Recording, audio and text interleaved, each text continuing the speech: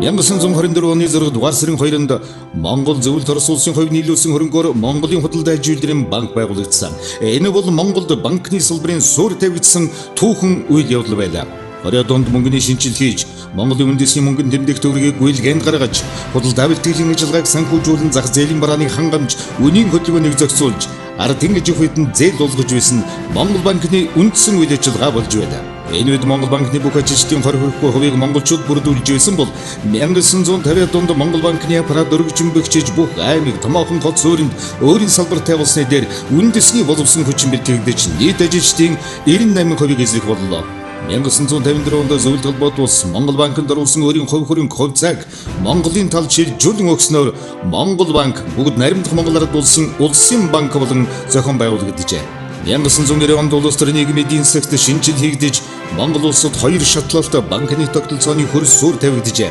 Монгол банк өдгөө 2 аймгийн хилтэс 15 аймгийн салбар Английн Лондон хотод төлөөлөгчийн газартай 300 гаруй ажиллагчдаагаар төрийн мөнгөний бодлогыг хэрэгжүүлж арилжааны банкуудын үйл ажиллагааг хямд чиглүүлж байна. 2012 оны байдлаар Монгол улсад нийтдээ 14 арилжааны банк үйл ажиллагаагаа явуулж байгаагаас төрийн өмчийн банк 1 байна. Эдгээр банкны 1386 салбар нэгжээр дамжуулан Монгол улсын бүх аймаг, хот, сум, суурин газруудад үйлчилж байгаа өгөөд тэдгээр 13564 ажилтнууд ажиллаж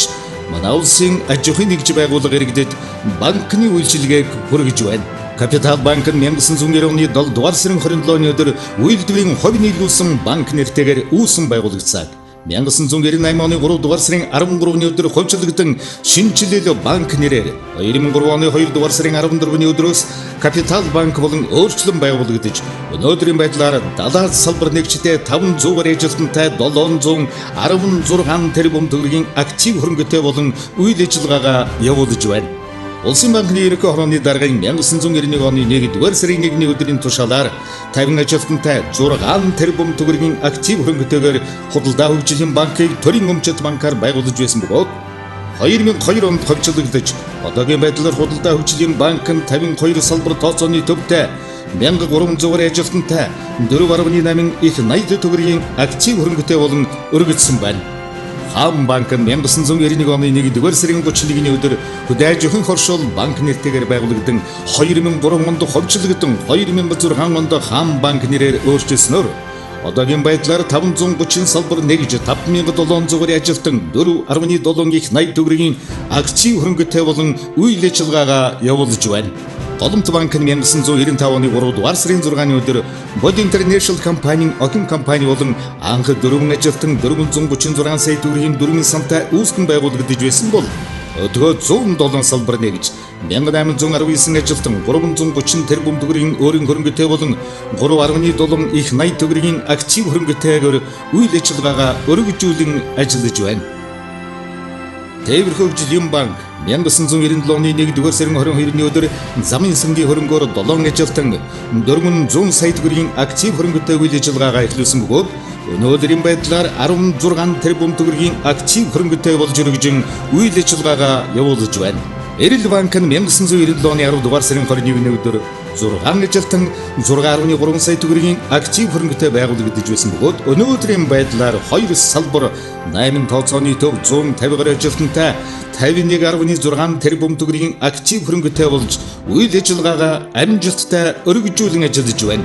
Кредит банк нь 1997 оны 12 дугаар сарын 23-ны өдөр гадаадын хөрөнгө оруулалттай анхны банк болж үүсгэн байгуулагдсан бөгөөд харилцагчдад орчин үеийн технологи тулгуурласан чанартай бүтээгдэхүүн үйлчилгээ хүргэх,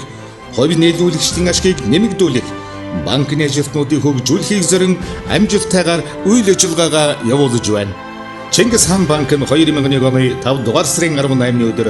Монгол улсын анхны 100% гадаадын хөрөнгө оруулалттай банк болж үүсгэн байгуулагдсан бөгөөд өнөөдрийн байдлаар 150 гаруй ажилтнтай 232.2 тэрбум төгрөгийн актив хөрөнгөтэй болж өргөжсөн байна. 1998 онд нэгдсэн үндэсний байгууллагын хөгжлийн хөтөлбөрөөс хэрэгжүүлж байсан микро старт төслөөс үүсэлтэй хөгжлийн алтан сан компани